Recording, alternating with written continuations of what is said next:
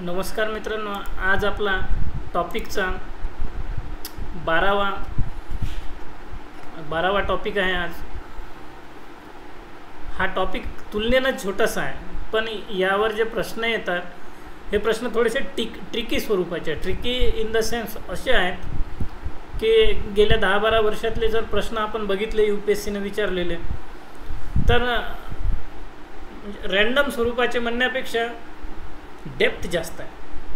आता प्रश्न पाहिल्यावर तुमच्या लक्षात येईल, कारण याचा आवाका खूप मोठा आहे. तर आपला सिलेबस आहे प्रारंभिक इतिहासातील भारतीय सांस्कृतिक इतिहासातील संकल्पना. जो प्रारंभिक भारताचा इतिहास आहे यातल्या संकल्पना, मग कशाशी संबंधित या संकल्पना आहे, तर पहिल्या यांनी टॉपिक दिलेला आहे यामध्ये भाषा आणि संहिता, त्यानंतर कला व स्थापत्य, त्यानंतर तत्ववेत्ते आणि ज्ञानशाखा, ज्याला आपण षडदर्शने म्हणतो. षडदर्शन आपण याआधी बघितलं आहे, पण एकदा रिव्हिजन म्हणून पुढे सुद्धा बघूया. विज्ञान आणि गणितातील कल्पना. आता सिलेबस पहा, भाषा आणि संहिता दिलेला आहे, कला आणि स्थापत्य दिलेलं आहे, प्रमुख तत्ववेत्ते आणि ज्ञानशाखा दिलेल्या आहे, विज्ञान आणि गणिताच्या कल्पना दिलेल्या आहेत. पण प्रश्न या ठिकाणी थोडेसे वेगळ्या स्वरूपाचे दिसतात. पहा, पहिला आहे आता 2020मध्ये आलेला, प्राचीन भारतातील तंत्रशास्त्र, ज्याला तंत्रिझम म्हटलेलं आहे, या बदलत्या पद्धतीचा शोध घ्या. Trace with example. तंत्रशास्त्र जे आहे याची उदाहरणं द्यायची आपल्याला. जे हडप्पा संस्कृती आहे, आर्य काळ आहे, त्यानंतर उत्तर भारतातलं शहरीकरण आहे, महाजनपद काळ आहे, त्यानंतर मौर्य काळ आहे, त्यानंतरचा गुप्त काळ आहे, त्यानंतर विखुरलेल्या सत्ता आहे.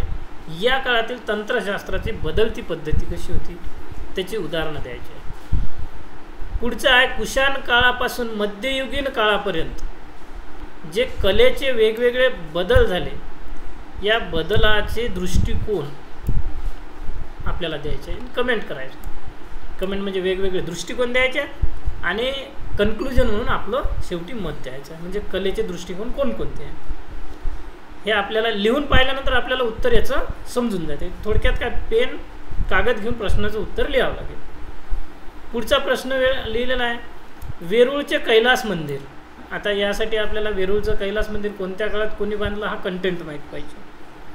हे दगडी बांधकामाचा कळस होय असं म्हटलेलं आहे आणि इल्युसिडेट स्पष्ट करायचं आपल्याला. पुढचा प्रश्न आहे प्राचीन भारतीय साहित्यात शिलालेखात उल्लेख केलेले जमिनीचे प्रकार, शेतीचे प्रकार आपण बघितलेलं आहे. ब्रह्मदेय, अग्रहार हे सगळे बघितलेलं आहे. त्यानंतर कृषीचे प्रकार, जे दक्षिण भारतातले 5 प्रकार बघितलेले आहे आपण. कोणकोणते होते, दुष्काळी जमीन कोणती होती, डोंगराळ जमीन कोणती होती, ह्या सगळ्या गोष्टी बघितलेल्या ह्या डिस्कस करायच्या. पुढचं आहे प्राचीन काळातील स्थापत्यशास्त्र, यावर याचे प्रमुख टप्पे डिस्कस करायचे आहे. त्यानंतर विविध कला, विज्ञान आणि गणित यांच्या प्राचीन भारतीय प्रवीण होते हे आपल्याला एक्झामिन करायचं आहे. त्यानंतर आता हा प्रश्न डबल आलेला आहे, या आधीचे सुद्धा डबल आलेले आहेत. इतिहासात बरेच प्रश्न रिपीट होतात, बरेच म्हणजे ऑलमोस्ट आलेलेच आहे. सिलेबसच्या हर एक टॉपिक मागच्या 25-30 वर्षात आलेला आहे. पुढचा प्रश्न आहे 750 पर्यंत वैज्ञानिक आणि तांत्रिक विकासाचा आढावा घ्या. म्हणजे थोडक्यात काय काय विचारलेलं आहे आपल्याला या टॉपिकमध्ये, जी भारतीय संस्कृतीचा इतिहास जो आहे, भारतीय संस्कृतीच्या इतिहासामध्ये संस्कृतीचा इतिहास, याच्यामध्ये जे आत्तापर्यंत आपण शिकलो पहिल्या टॉपिकपासून 11व्या टॉपिकपर्यंत, याचं रिव्हिजन आहे थोडक्यात या टॉपिकमध्ये. 12-13 मध्ये थोडंसं रिव्हिजन आहे, 12-13-14 मध्ये. तर पहिल्या ठिकाणी काय आहे आपल्याला की जो तांत्रिक विकास आहे, कौशल्याचा विकास आहे, तो विकास कसा झाला, म्हणजे ओव्हर द कल्चरल पिरियड. कलेचा जो इतिहास आहे त्यामध्ये कसा बदल झाला तो द्यायचा आहे. त्यानंतर जे स्थापत्य आहे, स्थापत्य विचारलेलं आहे आपल्याला, स्थापत्याचा कसा बदल झाला ते विचारलेलं आहे. त्यानंतर कला, विज्ञान आणि गणित. कला, विज्ञान, गणित म्हणजे कला, स्थापत्य, विज्ञान, गणित यांचे दृष्टिकोन, यांची उदाहरणं हे कसे बदलत गेली ते आपल्याला याचा टॉपिक छोटासा आहे, प्रश्न पण इंटरेस्टिंग आहे. तर पहा आता, प्राचीन भारतात विज्ञान आणि तंत्रज्ञान हे विकसित होतं असं आपल्याला म्हणता येते. तर थोडंसं आपण अश्मयुग काळामध्ये जाऊया, कारण आपल्याला माहीत आहे की जे मेहरगड आहे किंवा पाकिस्तानाचा आत्ताचा जो पश्चिम पाकिस्तानाचा भाग आहे, या ठिकाणचे जे वेगवेगळे हडप्पाकालीन स्थळ आहे किंवा त्याच्या आधीची स्थळं आहे नवपाषाणकालीन, यांचा अभ्यास केल्यावर जे इसवी सन पूर्व 7000च्या दरम्यान किंवा इसवी सन पूर्व 9000च्या दरम्यान शेतीची सुरुवात झाली असं आपल्याला म्हणता येते. मग प्राचीन भारतात किंवा त्यापूर्वीचा जो काळ होता तो साधारणपणे अश्मयुगाचा काळ.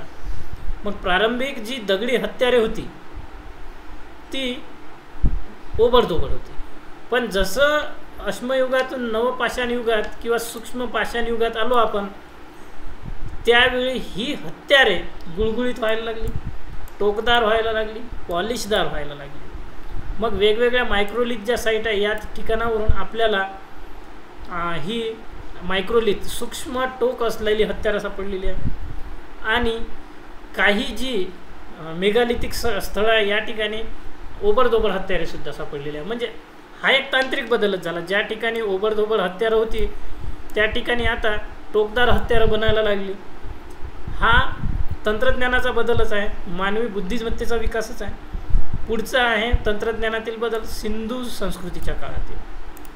मग या काळामध्ये महत्त्वाचं आहे, सिंधू संस्कृतीच्या लोकांना आता चाल्कोलिथिक किंवा ताम्रपाषाण संस्कृती म्हटल्याने यांना तांब्याचं ज्ञान माहीत होतं. मग तांब्याचं आणि तांब्यामध्ये इतर धातू मिळून कांस्यसुद्धा बनवू शकतो आपण, त्यामुळे यांना विलयन प्रक्रिया माहीत होती.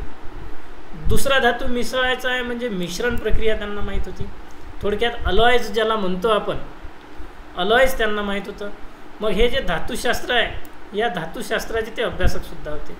या तांबे वितळून यापासून मुद्रा तयार करणे, दागिने बनवणे, मणी बनवणे, खेळणे बनवणे यांच्या साईटसुद्धा, यांचे वर्कशॉपसुद्धा सापडलेले आहेत. लोथल या ठिकाणीसुद्धा आपल्याला अशा प्रकारचं वर्कशॉप सापडलेलं आहे. त्यानंतर दुसरा आहे हडप्पा काळात जे तांत्रिक बदल झाला होता, वैज्ञानिक बदल झाला होता, तो म्हणजे मृदाशास्त्र किंवा मातीच्या वस्तू बनवण्याची कला, ज्याला टेराकोट्टा, भाजलेल्या मातीची भांडी बनवणे, भाजलेल्या मातीच्या विटा बनवणे, त्यानंतर भाजलेल्या मातीच्या खेळणी बनवणे, मूर्त्या बनवणे, भांडी बनवणे, हे हडप्पा सिंधू संस्कृतीमध्ये विकसित झालं होतं. म्हणजे याआधी जे कौशल्य नव्हतं मातीची भांडी बनवून भाजणे, अग्नीच्या शोधामुळे ते हळूहळू विकसित होत गेलं. त्यानंतर यांचं जे प्रमाण होतं हे एकक प्रमाणात होतं. म्हणजे जे 1, 2, 4, 8, 16 ही जी अष्टक पद्धती आहे, अष्टक पद्धतीनं बनवलेल्या विटासुद्धा होत्या 1:2, 2:4 या प्रकारामध्ये. त्यानंतर टेराकोट्टाची मूर्ती व खेळणीसुद्धा या ठिकाणी. आणि यांचं जे प्रमाण होतं हे गणितीय प्रमाण होतं. विटांचं गणितीय प्रमाण, स्नानगृह जे होतं त्यांचं गणितीय प्रमाण, त्यानंतर जे अन्नगृह सापडलेलं, अन्नागार सापडलं, हे सुद्धा गणितीय प्रमाणात होतं. पुढचं आहे विज्ञान आणि तंत्रज्ञानातील योगदान, ते म्हणजे वैदिक काळातील आर्यांचं योगदान. आता आर्यांनी मौखिक असलेलं त्यांचं जे साहित्य आहे हे लिपिबद्ध करून लिखाणामध्ये त्याला रूपांतरित केलं, अक्षरामध्ये रूपांतरित केलं. हा खूप मोठा बदल आहे. त्यानंतर इसवी सन पूर्व 400च्या दरम्यान पाणिनी, कात्यायन आणि पतंजली या महापुरुषांनी संस्कृतची नियमावली आणि शब्दबद्धता केली. त्यामुळे ग्रंथांना आता लेखी स्वरूपात लिहिणं सोपं झालं. म्हणजे पाणिनीचं अष्टाध्यायी असो किंवा कात्यायनाचं असो, पतंजलीचं असो, यांच्यामध्ये संस्कृतांचे नियम आले. त्यामुळे आर्यांचं जे मौखिक साहित्य होतं हे आता लिखित स्वरूपात उपलब्ध झालं. त्यानंतर हे जे आर्य होते हे अभ्यासक होते, निसर्गाचं निरीक्षण करणारे होते. त्यामुळे यांनी ग्रहांचा अभ्यास केला. पण ग्रहांचा अभ्यास करून त्यांना देवत्व देऊन ज्या गोष्टी निसर्गातल्या समजत नव्हत्या त्यांना आश्चर्य म्हणून त्या घटनांना देवत्व दिले. जसं की सूर्य आहे, चंद्र आहे, त्यांच्या वेगवेगळ्या चमत्कृती आहे, घटना आहे, ग्रहण आहे, अशा घटनेला सुरुवातीला देवत्व दिले आणि त्यावरून विपुल साहित्य निर्माण केले. आजही ऋग्वेदामध्ये इंद्र आहे, इंद्राची पूजा आहे, वरुणाची पूजा आहे, याबद्दल मोठ्या प्रमाणात श्लोक मंत्र आढळतात. त्यानंतर ज्योतिषशास्त्रामध्ये आर्यांचं योगदान आहे, खगोलशास्त्रामध्ये आर्यांचं योगदान आहे. जसं की आर्यभट्ट यांनी वेगवेगळ्या नक्षत्राचा नोंदी केलेल्या आहे, ग्रहांचे फिरणे याबद्दल नोंदी केलेल्या आहे. सूर्य हा एका जागी स्थिर असून पृथ्वी त्या सूर्याभोवती फिरते हे आर्यभट्टानं सांगितलं होतं. पृथ्वीचा परीघसुद्धा आर्यभट्टाने अंदाजे काढून ठेवला होता. त्यानंतर वराहमिहीर जे होते, वराहमिहीर यांनी चंद्र पृथ्वी भोवती फिरतो असं सांगितलेलं आहे. म्हणजे पृथ्वी सूर्याभोवती फिरते हे आर्यभट्टानं सांगितलं, तर चंद्र पृथ्वी भोवती फिरतो हे वराहमिहीरनं त्यावेळी सांगून ठेवलेलं आहे. त्यानंतर औषधी शास्त्रामध्ये मोठ्या प्रमाणात काम झालेलं आहे. अथर्ववेदात अतिसार, ज्वर, जलोद हे शब्द वापरलेले आहे. याचा अर्थ हे आजार होय आणि यावर उपचाराची चर्चा औषधशास्त्रात केलेली आहे. त्यानंतर सुश्रुत संहितेमध्ये सुश्रुत याने मोतीबिंदू या आजारावर उपचाराची चर्चा केलेली आहे. चरक संहितेमध्ये चरक या शल्यचिकित्सकाने वेगवेगळे औषध उपचाराची आणि त्यावरील औषधींची चर्चा केलेली आहे. त्यानंतर गणित या क्षेत्रामध्ये आर्यांचं योगदान म्हणजे भूमिती आणि त्रिकोणमिती यांची देणगी होय. आर्यभट्टांनी अंक आणि दशमलव पद्धती यांचं जगाला देणगी दिली. इसवी सन पूर्वच्याच काळात भारतात शून्याचा वापर सुरू झाला होता. त्यानंतर 8व्या शतकामध्ये अरबांच्या आक्रमणानंतर हे अंक अरबामध्ये गेले आणि तिथून ते पश्चिम जगामध्ये प्रसार झाला. वर्गमूळ आणि घनमूळ काढण्याची जी पद्धत आहे ती सुद्धा आर्यांची देणगी होय. त्यानंतर या अंकाचा प्रसार कुठे झाला तर इसवी सन 500च्या दरम्यान अरबांनी अंक भारतातून पश्चिमेत प्रसार केला आणि या अंकांना हे अरब हिंदसा म्हणत होते. हिंद या देशातून गेलेले अंक हिंदसा. मग दशमलव जी पद्धती होती, डेसिमल सिस्टीम ज्याला म्हणतो आपण, 1 ते 10 पर्यंतचे अंक, तर चीनमध्ये बौद्ध भिक्षूंनी नेले आणि तिथे या डेसिमल सिस्टीमचा वापर सुरू झाला. शून्याचा जो वापर आहे तो इसवी सन पूर्व 2ऱ्या शतकात भारतात व्हायचा, पण इसवी सनाच्या 873मध्ये अरबी साहित्यामध्ये शून्याचा वापर केल्याचा उल्लेख आढळतो. याचा अर्थ भारतातून या शून्याचा प्रसार अरबामध्ये झालेला असावा, नंतर युरोपमध्ये गेलेला आहे. त्यानंतर राजांचे विज्ञान आणि तंत्रज्ञान, वेगवेगळे राजे जे आहेत त्यांचं योगदान काय होतं. रंग निर्माणाचं जे कौशल्य आहे ते आपल्याला दिसून येते. अजंता वेरूळची जी चित्रकला आहे त्या ठिकाणी नैसर्गिक रंग वापरलेला आहे, नीळ वापरलेला आहे. म्हणजे जो निळाचा वापर 19व्या शतकामध्ये मोठ्या प्रमाणात व्हायचा ते साधारणपणे 1000 वर्ष आधी, 1200 वर्ष आधी अजंता आणि वेरूळच्या चित्रकलेमध्ये वापरलेला आहे. हे नैसर्गिक रंग फार आकर्षक आहे. त्यानंतर अद्वितीय आणि न गंजणाऱ्या पोलादाची निर्मिती या काळात झालेली आहे. हे विज्ञान तंत्रज्ञानाचं एक मोठं योगदानच आहे. आपल्याला माहीत आहे की मेहरुली, दिल्ली या परिसरामध्ये जो लोहस्तंभ आहे गुप्त काळातला, त्या लोखंडावर ऊन, वारा, पाऊस याचा आजपर्यंत कोणताही परिणाम झालेला नाही आणि त्याला आज 1500 वर्ष होऊन गेलेली आहे. त्यानंतर सुलतानगंजची बुद्ध प्रतिमा हे तत्कालीन धातुशास्त्राचं अद्वितीय उदाहरण आपल्याला म्हणता येते. त्यानंतर आत्ताच आपण म्हटलं शल्यचिकित्सा आणि काया चिकित्सेमध्ये वेगवेगळे योगदान त्या काळात झालेलं आहे. म्हणजे विज्ञानाला हे खूप मोठं त्या काळात लागलेला एक शोधच होता. सुश्रुत संहितेमध्ये मोतीबिंदूची उपचार पद्धत, शल्यचिकित्सा डिटेलमध्ये सुश्रुतनं सांगितलेली आहे. तर चरक संहितेमध्ये चिकित्साशास्त्र यावर उपचारावर चर्चा केली आहे. जसं की यक्ष्मा, ज्याला आपण ट्युबरक्युलोसिस म्हणतो, TB ज्याला म्हणतो आपण.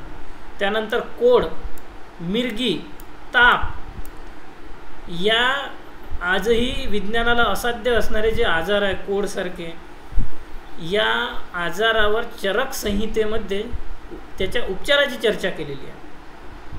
अशोकने राजकीय चिकित्सेचा प्रारंभ केला होता शिलालेख दुसऱ्यानुसार, जसं की पशुवैद्यकीय घोडे, हत्ती यांच्या तपासणीसाठी गावामध्ये जायचे आणि जे मानव आहे मानवाचे मानवाचे वैद्यसुद्धा गावामध्ये जायचे. संगम साहित्यात जी पांडे आहे, पांडे राजांनीसुद्धा रोग्यांच्या उपचारासाठी दवाखान्याची सोय केलेली होती असे उल्लेख आपल्याला सापडतात. त्यानंतर पुढचा आहे शिक्षण. प्राचीन भारतातील शिक्षणाचा कसा विकास होत गेला. तर संस्कृतची एक म्हण आहे, बुद्धिर्यसा बलम तस्या. बुद्धिर्यस्या बलम तस्या. ज्यांच्याकडे सुपीक बुद्धी असते तीच बुद्धी त्यांचं बल असते. विद्या समान नेत्र आणि सत्य समान तप, दुसरे काहीच नाही. विद्येचं शिक्षणाचं इतकं महत्त्व महाभारतानं सुद्धा सांगितलेलं आहे. तर सिंधू संस्कृतीतील शिक्षण कसं होतं. तर त्या काळातली लिपी ही चित्रलिपी होती. आपल्याला माहीत आहे खूप लोकांचे प्रयत्न चालू आहे, पण अजूनपर्यंत ही लिपी वाचण्यात यश आलेलं नाही आहे. पिक्टोग्राफिक लिपी होती. त्यानंतर त्या काळात प्रशासकीय शिक्षण मिळत असावे. तंत्रज्ञान जसं की धातूचं आणि मातीपासून भांडी बनवण्याचं त्यांना शिक्षण मिळत असावं. व्यापार करण्याचं शिक्षण मिळत असावं. ही सिंधू संस्कृतीतली शिक्षण पद्धती होती. त्यानंतर वेदकाळातील शिक्षण आपण आत्ताच बघितलेलं आहे. ज्ञानाचं प्रमुख साधन होतं वेद. आता ह्या वेदांना श्रुती असं म्हटलं ना, श्रुतीसंहिता असल्याने मौखिक परंपरेनं त्या जतन कराव्या लागत होत्या, पुढच्या पिढीकडे द्यावे लागत होत्या. मनन आणि चिंतन करणे, तर्क लावणे यावर वेदकालीन शिक्षणावर भर होता. पण नंतर आपण आत्ताच बघितलं इसवी सन पूर्व 4थ्या शतकाच्या दरम्यान पाणिनी, कात्यायन यांनी संस्कृत साहित्य व्याकरणबद्ध करण्यावर काम केल्यामुळे संस्कृतचे नियम तयार झाले आणि वेदोत्तर काळामध्ये संस्कृत साहित्य निर्माण झाले, लिहिल्या गेले आणि ते आज उपलब्ध आहे. मग पहिले शहरीकरण जे झालं बौद्ध काळामध्ये, त्या काळातील शिक्षण पद्धती कशी होती. तर बौद्ध काळामध्ये बौद्ध धर्म हा क्षणभंगुरवाद, तर्कवाद, विश्लेषण, आपली तार्किक बुद्धी, सत्य असत्य यांना महत्त्व देतो. त्यामुळे बौद्धांनी 18 शिल्पामध्ये निपुण व्हावे असं म्हटलेलं आहे, 64 कलेमध्ये निपुण व्हावे असं म्हटलेलं आहे. या प्रकारच्या शिक्षणावर त्यांनी भर दिलेला आहे आणि यात एक्सपर्ट झाल्यामुळे व्यापारसुद्धा वाढत गेला. आणि आपण याआधी शिकलेलो आहोत की बौद्ध धर्माने जे कुसिदीन प्रथा होती, कुसिदीन महाजनी पद्धत होती, ज्याला आपण व्याज पद्धत म्हणतो, इंग्रजीत क्रेडिट सिस्टीम ज्याला म्हणतो, कर्ज घेण्याची पद्धत म्हणतो, त्यातून व्यापार करणे ज्याला म्हणतो आपण, या पद्धतीला बौद्ध आणि जैन परंपरेने मान्यता दिली होती. व्याज घेऊन व्यापार करण्याला मान्यता दिल्यामुळे व्यापाऱ्यांनी मोठ्या प्रमाणात व्यापार करायला सुरुवात केली. सोबत बौद्धांनी 18 प्रकारचे शिल्पज्ञान घ्यावे, 64 प्रकारच्या कला शिकाव्या. या प्रकारच्या शिक्षणाला वेगवेगळ्या केंद्रावर महत्त्व दिल्यामुळे आणि समाजातील प्रत्येक घटकाला, पुरुष, उच्च वर्णातला, कनिष्ठ वर्णातला, नंतरच्या काळात स्त्रियांनासुद्धा प्रवेश दिल्यामुळे अशा प्रकारच्या शिक्षणाला चालना मिळत गेली. आणि साहित्य हे लोकभाषेत होतं, पाली भाषेत असल्यामुळे हळूहळू पहिल्या शहरीकरणाला वेग मिळत गेला. याचं मूळ शेवटी शिक्षणातच जाते. त्यानंतर जैन धर्माचं कॉन्ट्रीब्युशनसुद्धा होतं. त्यांनी सॅदवाद, अनेकांतवाद याद्वारे तर्कपद्धतीला चालना दिली. षडदर्शने जे होतं, आपण गौतमाचा न्याय शिकलो आहे, त्यानंतर कणाचं वैशेषिक षडदर्शन शिकलेला, कपिलचं सांख्य शिकलेला, यातून प्राचीन भारतीय शिक्षण पद्धतीचाच आपल्याला परिचय होतो. तांत्रिक शिक्षण शिकलेलं, ज्याला तांत्रिक शिक्षण टेक्निकल जे म्हणतो आपण, वडिलाकडून मुलाने शिकावे, शिल्पकाराकडून शिकावे, आणि जे आध्यात्मिक शिक्षण आहे हे गुरुकडून शिकावे. अशा प्रकारचं त्या काळातील शिक्षण पद्धती. मग शिक्षण पद्धतीत राजाचं योगदान काय होतं. तर नालंदा, सारखे विद्यापीठ स्थापन करून त्या ठिकाणी वेगवेगळ्या राज्याचे वेगवेगळ्या राजाचे राजपुत्र, थोडक्यात मोजक्या लोकांना शिक्षण होतं, पण शिक्षणाची सोय होती. तर तक्षशिलासारखे काही धर्मनिरपेक्ष विद्यापीठसुद्धा होते. नालंदामध्ये तर मंगोलिया, तिबेट, कोरिया, मध्य आशियाचे विद्यार्थीसुद्धा शिक्षण घेत होते. त्यामुळे नालंदाला हर्षवर्धनाने 200 गावाचा महसूल दिला होता. त्यानंतर गुजरातमधील ज्याला आता बल म्हणतो किंवा वल्लभी आहे, त्या ठिकाणी हिनयान बौद्धाचं केंद्र होतं. पालांची विक्रमशिला होती, उज्जैन होतं, बनारस होतं, हे सुद्धा विद्येचे केंद्र त्या काळात फेमस झाले होते. तर थोडक्यात काय, राजांनीसुद्धा शिक्षणामध्ये वेगवेगळ्या काळात योगदान दिलेलं आहे. पण जी गोष्ट आहे कर्ण आणि एकलव्याची, या कथेतून आपल्याला काही गोष्टी लक्षात येतात. ते म्हणजे शिक्षणाचे केंद्र तत्कालीन प्राचीन भारतातील जंगलामध्ये होते, आणि हे जे शिक्षणाचे केंद्र जंगलात होते यांना राजकीय संरक्षण होतं. राजकीय संरक्षण असल्यामुळे त्या ठिकाणी कनिष्ठ वर्गातील जे व्यक्ती आहेत किंवा कनिष्ठ वर्गातील जे विद्यार्थी होते त्यांना संधी मिळतच असेल असं आपण म्हणू शकत नाही. म्हणजे थोडक्यात काय, तर मर्यादा होत्या, शिक्षणावर मर्यादा होती. महिलांचा सुद्धा या ठिकाणी भेदभाव व्हायचा. त्यानंतर स्त्री शिक्षणाची स्थिती कशी होती. आता वेद काळातील स्त्री शिक्षणाची स्थिती, तर जी जनजातीय भटक्या टोळ्या होत्या, आपण आधी शिकलो आहे, प्रारंभीच्या काळात जनजातीय भटक्या टोळ्या होत्या. त्या काळात वेद काळात स्त्रियांची स्थिती बऱ्यापैकी होती. समाज जरी पितृसत्ताक असला तरी मुलाबरोबर मुलीचं सुद्धा मुंज व्हायचं. यज्ञ संस्काराच्या वेळी महिलेला सुद्धा पुरुषासोबत बसायला मिळायचं. म्हणजे काही महिलांनी तर वेद आणि उपनिषदाचा अभ्याससुद्धा केलेला आपण अभ्यास केलेला आहे. पण उत्तर वेद काळामध्ये काय झालं, स्त्री जन्मास परावृत्त केल्या गेलं, स्त्री जन्म नकोसा झाला होता. सभा आणि समितीमध्ये स्त्रियांच्या प्रवेशावर निषिद्ध केलेला होता. त्यानंतर स्त्रियांचा आणि शूद्रांचा समान दर्जा असं काही स्मृतिकारांनी नोंदी लिहिल्या गेलं. त्यामुळे उत्तर वेद काळात जे अतिरिक्त उत्पादन होत गेलं त्या उद्देशाने व्यापाराला महत्त्व दिलं गेलं आणि स्त्रियांच्या शिक्षणावर, स्त्रियांच्या समाजातील स्थानावर मर्यादा येत गेल्या. त्यानंतर दुसरे शहरीकरण जे झाले त्या काळामध्ये तर स्त्रिया घराबाहेर सुद्धा पडू शकत नव्हत्या. स्त्रिया या संकटाचं कारण समजून बालविवाह प्रथा प्रारंभ झाली. त्यानंतर शिक्षणाची संधी तर फक्त उच्च कुलीन मोजक्या स्त्रियांनाच होती. त्यानंतर बौद्ध काळ, भिक्षुक, उपासक, प्रारंभी सर्व पुरुष आणि नंतर स्त्रियांना सुद्धा संघाने, बौद्ध धर्माने शिक्षणाची दारं उघडली होती. गैर ब्राह्मण केंद्रात 18 शिल्प, 64 कलेच्या शिक्षणावर या बौद्ध काळात भर दिला गेला होता.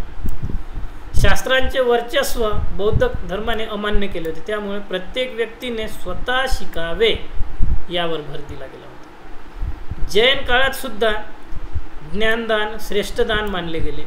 जैन संघ हे शिक्षणाचे केंद्र होते, कारण यांच्याकडे नालंदा, विक्रमशिला, वल्लभी यासारखे भौतिक केंद्र नव्हते, शिक्षणाचे केंद्र नव्हते.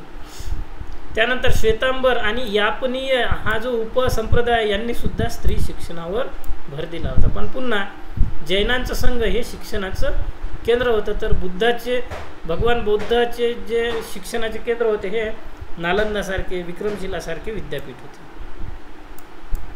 त्यानंतर प्रश्न पुराणावर सुद्धा येऊन गेलेले आहे की इतर साहित्याचा विचार करता पुराण साहित्य हे वेगळे कसे काय ठरतात.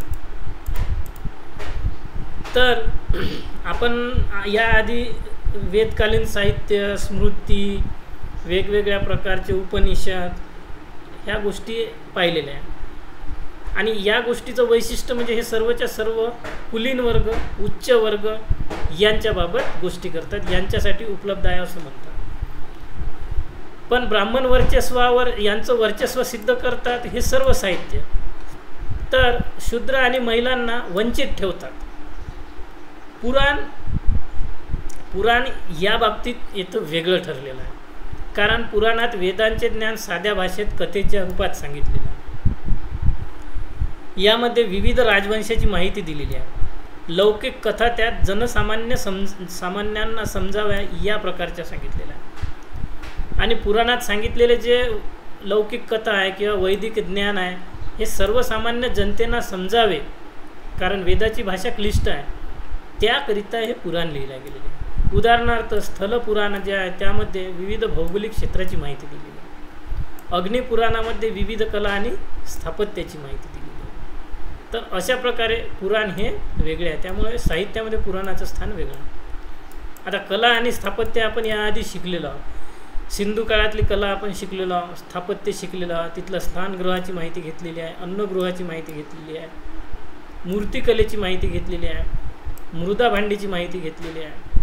त्यानंतर आर्य आणि वैदिक काळ जो आहे या काळातील वेगवेगळे साहित्यिक जे आहेत त्यांचा उल्लेख यामध्ये हस्तिदंत आहे, मातकाम आहे, पेंटेड ग्रेवियरच्या भांडी आहे, धातुकाम आहे, युद्ध साहित्य आहे, यांचंसुद्धा आपण कला स्थापत्यामध्ये महत्त्व मानतो. जरी या सांगितलेल्या धातुकाम, हस्तिदंत यापैकी कला स्थापत्याच्या दृष्टीने वैदिक काळातील फक्त PGW ज्याला म्हणतो ही भांडी आजच्या काळात पुरावे म्हणून उपलब्ध आहे. वैदिक काळातील फक्त जे मातकामाची साधनं आहेत ती आज अभ्यासाला उपलब्ध आहे, इतर नाही आहे, पण साहित्यामध्ये त्यांचं नाव आहे. त्यानंतर मौर्य काळातील कला स्थापत्य. मौर्य काळातील सगळ्यात मोठं म्हणजे बौद्ध स्तूप, त्यानंतर अशोक स्तंभ आणि त्यानंतर मौर्य काळातील इतर स्तूप. तर मौर्यापूर्वीची सुद्धा काही स्तूप होती. ज्यावेळी बौद्धांचं महापरिनिर्वाण झालं त्यानंतर विविध लोक त्या ठिकाणी एकत्र आले होते आणि त्यांनी 8 स्तूप बांधले होते. मग हे 8 स्तूप कोणते होते तर भगवान बुद्धांचे अंतिम संस्कार, दहन संस्कार झाल्यानंतर ज्या अस्थी होत्या त्या अस्थीतून 8 ठिकाणी त्या अस्थी ठेवून तिथं स्तूपाचं बांधकाम केलं होतं. मग असं म्हटलं जाते, जे ह्युएन सांगणं सांगितलेलं आहे की या 8ही ठिकाणचे अवशेष अशोकानं काढून घेतले आणि 84,000 ठिकाणी नवीन स्तूप बांधले आणि तिथं हे अवशेष पुनर्स्थापित केले. हे थोडं अशक्य वाटते, अशक्य म्हणण्यापेक्षा अति वाटते, कारण 84,000 स्तूप याचे अवशेष सापडलेले नाही, पुरातत्वीय पुरावे सापडलेले नाही. पण मात्र जे 8 मूळ स्तूप ज्याला म्हटल्या जाते ते स्तूप मात्र नक्की सापडलेले आहेत. तर असावे कदाचित असं सुद्धा इतिहासकारांचं मत आहे, कारण हा 2,500 वर्ष आधीचा इतिहास आहे. त्यानंतर जे 8 स्तूप निर्माण झाले होते मौर्यपूर्व काळात भगवान बुद्धाच्या महापरिनिर्वाणानंतर, त्यापैकी नेपाळचा पिपर हवा येथील स्तूप हा महत्त्वाचा आहे, कारण हे इंजिनिअरिंगचं अद्भुत उदाहरण आहे. या ठिकाणी स्तूप धार्मिक दृष्टीनेपेक्षा इंजिनिअरिंग दृष्टीनं जबरदस्त बांधलेला होता. अग्निसंस्कारानंतर या अस्थी या 8 स्तूपामध्ये त्यांचे जे शारीरिक धातू होते, जे अस्थी होत्या त्या या ठिकाणी ठेवलेल्या होत्या. त्यानंतर कला आणि स्थापत्याचा विकासाचा पुढचा टप्पा मौर्य काळातील अशोक स्तंभ, एकाश्म, त्यानंतर त्या ठिकाणी एक स्तंभ, त्या स्तंभाला वर हेड, त्यानंतर उलटा जो कमळ आहे, इन्व्हर्टेड लोटस त्या प्रकारचं आहे, प्राण्यांचे चित्र आहे, घोडा आहे, सिंह आहे, हत्ती यांचे चित्र आहे त्या ठिकाणी. आपण याआधी शिकलो आहे की अशोक स्तंभ हे त्यानं कोणत्या साम्राज्याकडून स्वीकारलं होतं हे कमेंट बॉक्समध्ये सांगा तुम्हाला आठवत असेल तर. त्यानंतर मौर्यकालीन स्तूप हे अर्धवर्तुळाकार होतं, हर्मिका होती, प्रवेश तोरण होतं, प्रदक्षिणा मार्ग, वेदिका होते. थोडक्यात जे सिंधू संस्कृतीच्या काळात छोट्या छोट्या स्वरूपात स्थापत्य होतं, नंतर शहरीकरणाच्या काळात स्थापत्य होतं, मौर्याच्या काळात थोडंसं विकसित झालं स्थापत्याचं स्वरूप. त्यानंतर गुप्त, पल्लव, चालुक्य यांच्या काळात तर स्थापत्यकला मोठ्या प्रमाणात विकसित झाली, आपण बघितलेल्या आहे. पल्लव काळातल्या 4 स्थापत्य शैली बघितलेल्या आहे आपण, जसं की महेंद्रवर्मन यांनी अखंड दगडामध्ये खोदकाम करून बांधलेल्या लेणी, चालुक्यांच्या लेणी, पल्लवांची मंदिरं, त्यानंतर गुप्तांची मंदिरं नागर शैलीतली, ह्या सर्व गोष्टी आपण एका विकसित टप्प्यातील बघितलेल्या आहेत. त्यानंतर चित्रकला, आता हा एक महत्त्वाचा टॉपिक आहे, चित्रकलेचा विकास कसा होत गेला हळूहळू. तर भीमबेटका याबद्दल आपण पाहिलेलं आहे की भीमबेटका या ठिकाणी कोणकोणती चित्र आहेत, कुटुंबाचं दाखवलेलं आहे, शिकार करतानाचं दाखवलं आहे, सामूहिक शिकार दाखवलेले आहे, अग्नी दाखवलेली आहे, त्यानंतर सामूहिक कुटुंबात मुलांना सांभाळताना म्हातारे व्यक्ती दाखवलेले आहे. हे चित्र मध्यपाषाणकालीन होते आणि हे रेषीय स्वरूपातील चित्र आहे. जसे आज वारली चित्रकला काढली जाते अशा प्रकारच्या रेषीय स्वरूपातील ही चित्रकला आहे. त्यानंतर पुढचा आहे स्तंभ चित्रकला. तर स्तंभ चित्रकला अजंता या ठिकाणी दिसते आपल्याला, जे इसवी सन पूर्व 200 ते इसवी सनाचे 700 असे 900 वर्ष टाईमलाईन आपण पाहिलेली आहे, टाईम स्केल आपण शिकलेलो आहोत. या ठिकाणी जर 0 मानला तर या पूर्वीचे मायनसमधले आणि यानंतरचे प्लसमधले वर्ष. तर इकडचे 700 वर्ष आणि इकडचे 200 वर्ष असे 900 वर्ष अजंताच्या ठिकाणचे वेगवेगळ्या लेणीमधले कामं चालले, वेगवेगळ्या राजांनी केली. मग त्यानंतर सातवाहन या राजांनी 9व्या आणि 10व्या लेणीमध्ये चित्र काढलेले आहे. तर गुप्त राजांनी 16, 17 आणि 19 नंबरच्या लेणीमध्ये चित्र काढलेले आहे. मग या चित्रामध्ये काय काय आहे याआधी आपण चर्चा केलेली आहे की मरणासन्न अवस्थेतील एक राजकुमारी दाखवलेली आहे आणि विरहाने ही राजकुमारी मरणासन्न अवस्थेत पोहोचली आणि तिचे जे आप्तजन आहे, नातेवाईक आहे, हे तिच्या भोवती दुःख ते व्यक्त करत आहे. त्यानंतर MP मधील बाग चित्रकला, धार या ठिकाणच्या इथे 9 गुफा आहे, इथे सुद्धा उत्कृष्ट चित्र काढलेली आहे. पुढचा आहे वेरूळ चित्रकला. वेरूळची चित्रकला या ठिकाणी 34 लेण्या आहे आणि वेरूळच्या लेण्या बौद्ध, जैन आणि ब्राह्मण या तीनही धर्माला समर्पित आहे. चालुक्य राष्ट्रकूट यांनी या ठिकाणी बांधकाम केलेलं आहे. या ठिकाणी कैलाशनाथ, इंद्रसभा, अर्धनारीश्वर यांची चित्र प्रसिद्ध आहे वेरूळच्या लेणीमध्ये. याचा अर्थ जे अजंताची लेणी आहे त्या ठिकाणी बौद्ध धर्माशी संबंधित चित्र आहे.